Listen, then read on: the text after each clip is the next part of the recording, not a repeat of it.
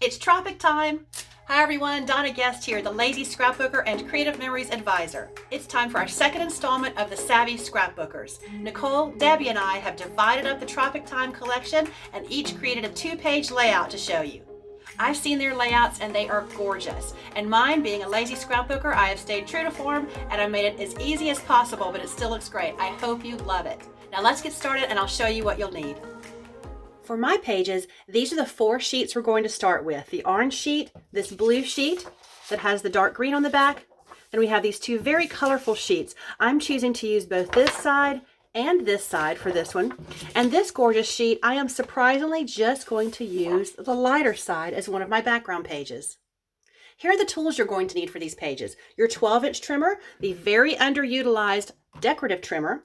I'm going to use the Mandevilla flower punch that was new with this collection, and of course your tape runner. I'm going to use Repositionable because I plan on making all kinds of mistakes. I chose to use as my background pages this orange sheet on the left-hand side, and on the right-hand side, it's the other side of this colorful sheet. It's got little small, what looks like rainbows or sunbursts right there, but it's a very nice neutral pattern that looks great in the background. I've put my 2 background sheets aside and now we're going to start cutting. I'm going to start with a decorative trimmer and you'll notice it has 2 blades. The first one on the left is called the wave and that one's the really curly one. And then we have the one on the right, which is the swell, which is just a slider wave, and I'm going to use the swell. So you can see our cutting line is right here. Now the decorative trimmer is not as clearly marked as our 12-inch trimmer is, of course, with its black markings, which I love, but you can see the grid lines here all represent a 1/4 inch. So I'm going to cut off about a 1/2 inch of this first sheet right here. Okay, and I'm going to set that aside because we are going to use that. Next, I'm going to move it over about a 1/2 inch and create my first wave. But before I cut, I've got it 1/2 inch up here, I'm going to bring it down to the bottom, as you see. And what that's going to do is give it not really a perfect pattern. I'll show you. So it's more like a ribbon. It's thicker right here and it's thinner right here. And so it really has a cool look to it. Okay, we're going to do that a couple of more times with this one. Or maybe just once more for now. And notice I moved it up to the top before I cut, again, to get that different pattern that's thinner in some places and thicker in the others. All right, let's do 2 more cuts with this one, but this time I'm going to make it thinner. Instead of doing a 1/2 inch, let's do just slightly above a 1/4. And you know, the measurements are completely up to you. We're going to have plenty of paper here. And then I moved it over about maybe 3/8 of an inch. And then I'm going to move it down to the bottom to, again, get that really cool look there. And we're going to do it once more, a small one like that, about 3/8 of an inch, and I'm going to move it up to the top. Again, I'm just alternating the bottom and the top, and that's how you get those cool ribbon looks there. All right, I'm going to scoot these over to the side here, and now let's go with our blue sheet.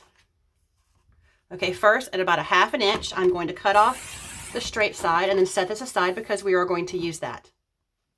And then I'm going to scooch this over a little bit. Let's start with a 1/2 inch, and then of course we're going to alternate, so we bring it down to the bottom, and I'm lining it up with the bottom down here.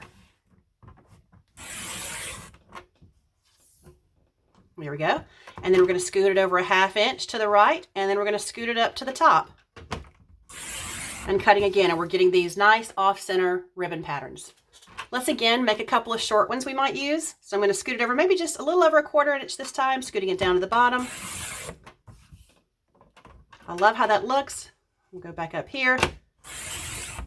So notice I have some that are bigger and then some that are smaller here. The same thing I did with this over here. Okay, we'll set that aside now. And now we're going to build our little design here. So I'm going to pull out both sheets here. We'll put these up here at the top. Move our trimmer out of the way. We don't need it yet. And so I'm going to go with the orange sheet on the left and the white sheet on the right. Okay, I'm going to pull out a piece of parchment paper that just came out of my kitchen. It's my parchment I always use down here at my craft table so that I don't get tape runner, the repositionable tape runner on my pages or on my table covering, which I just changed so that I have a lighter table, and I'm hoping it really improves the brightness of my videos. I had changed to a darker table just because I liked the way it looked, and at that moment it was when my videos got a little bit darker. So I'm going to put some of these on, and before I tape this, I just taped that right away, just talking. And so I'm just going to place this, I'm not going to press it in yet, but I want to kind of place these around and see how we like these. Now the flat ones are going to go at the bottoms of the pages, like that, just to give us something at the bottom. And we're going to have kind of a design up here. Let's just see, I'm going to play with it a little bit to see how I like it. There's no rules on how you have to do yours. The one that's the honeycomb pattern, I am going to use both sides because I do like that pattern back there. And of course, this light on this lighter color on this lighter paper, I'm going to make sure I put the darker colors down first. So we'll do a couple of blues over here. And we can flip them around like this so that they're facing opposite directions. You know, the pattern's going different ways. This one's going up, that one's going down. And again, I'm not attaching these yet. Let's put this one here maybe. And you can do yours however you like. It's kind of fun just to come up with something that looks a little bit different.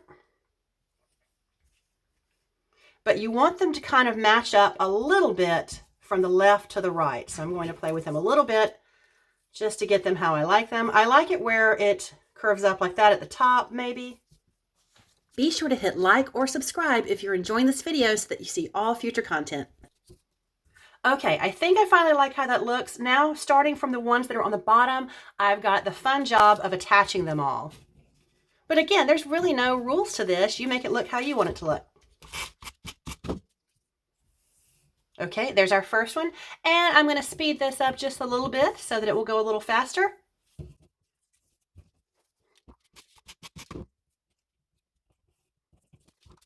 I'm building from the bottom up over here, and I'm ending with the lighter color so that it stands out, because again, this on that doesn't look so great, but on top of these other colors, it looks quite nice. And look what I did. I told you I was planning on making several mistakes. Look at this. It's hanging off the page over here. Now I could cut it, but it's too short over here. The beauty of repositionable tape run. I'm going to be very careful so don't take off any color of the paper because that can happen. But it looks like it was a easy one to remove. There we go. A little bit better there. And so I'm matching this one up over here. I just want to make sure the top of this wavy pattern over here is similar to the one over here so that it has a nice continuous look from left to right. Here's the one I got excited with and taped too soon. So let me fix that. And again, I'm going to match up hopefully the bottom of this pattern over here. And then I'm going to put this colorful pattern in the middle of those blues to break up that. It's the same pattern. Okay, I kind of like the way that looks. Okay, I'm going to scoot this up a little bit. And now we're going to attach the bottoms. You don't have to do these, but I like it because it just kind of gives it a finished look at the bottom. And we're using our papers. You could make your decision whether you wanted to use that or that. I've already put my tape on, my tape runner on, so I'm using this one. But the other one would look great as well. So I'm being very careful to get this very even with the bottom of my page. And I think I did a good job there. Now to this one. Okay, we're off to a good start. And that's the hardest part of these pages. Now to the next step. Let's use this Mandevilla flower punch. And we're going to punch 6 flowers out of this. Okay, so I'm just going to use this wavy side here. And if I'm good, I can get all 6 in a row and conserve some paper, so I'll try it. Try not to put too much space between my flowers. Oh, no, it's tricky. I might not be able to do it. I could do it if I put it upside down. I know a lot of people do that. But you know what? That is the trick to getting them all in.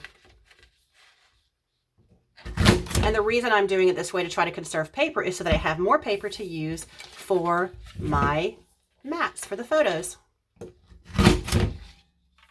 Ah, perfection. All 6 flowers in one row. Okay, now we're going to have some fun with our repositionable tape runner and parchment paper. And I'm going to flip the flowers over like this. I find it goes much faster if I apply the adhesive all at once and then go back and stick everything on. So notice I'm flipping them like this. I'm putting them upside down, and I'll do the first one first so you can see what it looks like, and then I'll finish the rest. So I put adhesive on the light colored blue on the flower, and I'm going to put it right here in the middle. And I put adhesive on the dark green, flip that over, and I'm going to put it right in the center of that so that you have now a two-colored little flower there with the dark green outlining the light blue, which is better because the dark green needs to outline since everything on here is lighter. So I'm going to finish up putting the adhesive on all these, and then I'll apply the rest of the flowers.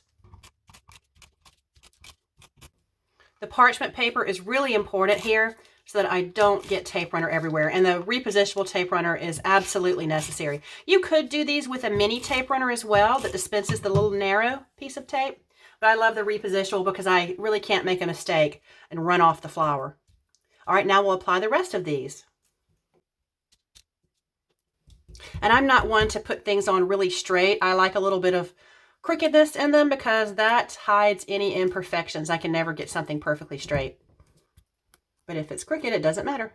We'll come over to this side and do the same thing. So this was just a fun and easy way to use this cute new punch, and it looks great with these papers.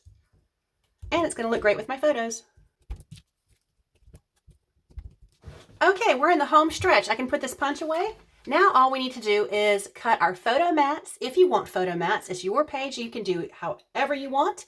And then we're going to apply the embellishments that I picked from our embellishment pack because Nicole, Debbie, and I did, of course, divide up the embellishment pack. So let's cut our mats. I'm going to use these mats here. I'm going to use this blue as the mat over here, and I'm going to use this honeycomb as the mat over here. And this is a gorgeous piece of paper, but I think a lot of it's lost if I do a photo mat, so I'm just going to use the more monochromatic side there. So I'm going to trim off our flowers here, throw that away. And actually, I've got a lot of paper here, so you can cut your mats however you like, depending on your pictures. And a lot of people wait until they have their pictures selected and then cut the mats, which I highly recommend. So I've got some pictures selected. I'm just going to show you one way to do this, and then you can cut your mats however you like. But I'm going to I take a lot of portrait pictures, you know, the long ways up and down, and I'm going to cut 3 mats in a row. And they're going to have to be a little more narrow than 4 inches, I will say, because I want a little bit of margin between them. They don't have to be, but that's just my choice on this one. So first, my pictures are 6 inches long, so I'm going to have an 1/8 inch border around the mat, so I'm going to need to go to 6 and then plus 2/8, which is 1/4 inch, and I'm going to trim there. Now, one way I could do this, I could just put the entire piece of paper right there, and then, let me grab my pictures. I pulled some old beach pictures from 2011. So I could do it like this. Now I will have to trim these photos, which I'm fine with. There's plenty to trim.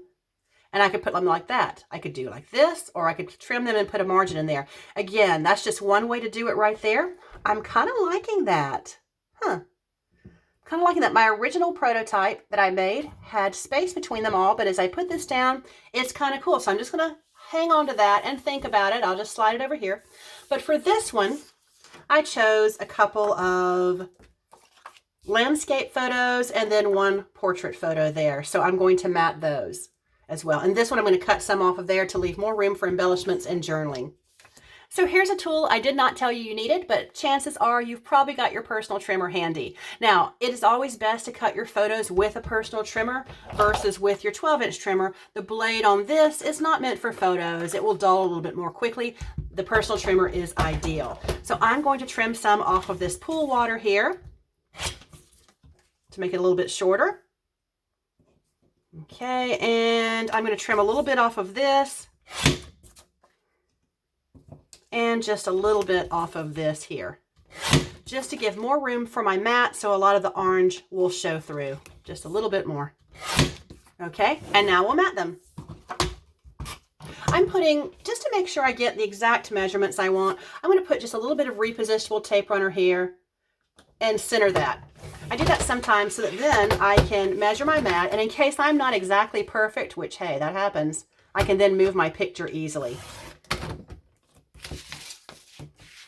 And I like an 1/8 inch mat, so I line up my photo at the next cutting line over here, and then I know I'm cutting 1/8 inches because that's 1/8 inch over. Now it's not perfectly centered, which is why I only put a little bit of tape runner on it. So now I'll go back and put it in all 4 corners. And again, you do the mats that you want for your size photos, and I'll finish these up now. Okay, here are our pages for the embellishments. Now, I still can't decide what to do over here. I have to show you the before and after and let you decide, but let's put on some embellishments first. I love it when the embellishments actually are lined so that you can journal on them. So I'm using these 4 embellishments, and I'll just arrange them over here. I have the hardest time with that, layering embellishments, clustering them. Okay, I like that. And now the other embellishments I'm going to use. I've got these little flowers here and this one leaf to put over here.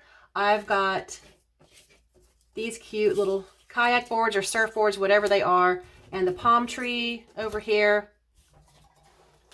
Then I've got also this pineapple, this other leaf here, and the word paradise. So I've really got more than enough embellishments to use on one page, so I may not even use them all, but let's get this sorted out here. And then so I have one cluster of embellishments here, one here, so I'll put one up here so it makes a bit of a triangle. Okay, I think I like that. Now while I'm looking at this, here's my prototype page I did, and please excuse the torn flowers up here, but I originally did with 3 journaling boxes, but of course I do have to trim my pictures again. Really not much room to trim this or this. I could trim this a little bit, but I'd ruin this sandcastle that's about to be destroyed in the photo anyway. So you know what? I kind of like this. I never put my pictures side by side, but I'm going to go with it this way. But again, if you want to crop your pictures, you can do 3 side by side mats like that. So now let me attach all this now that I finally made a decision. I'm going to line up the top of this with the top of that. And look at these photos. Look at this little boy. He's bigger than both of us now. So aren't we glad we scrapbook? My embellishments are attached and my pages are complete. I hope you found this layout super easy and fun. Now for the other 2 layouts. You can find the links to Nicole and Debbie's videos in the description of this video. Thanks for watching, and we'll see you next time on the 2nd Wednesday of the month.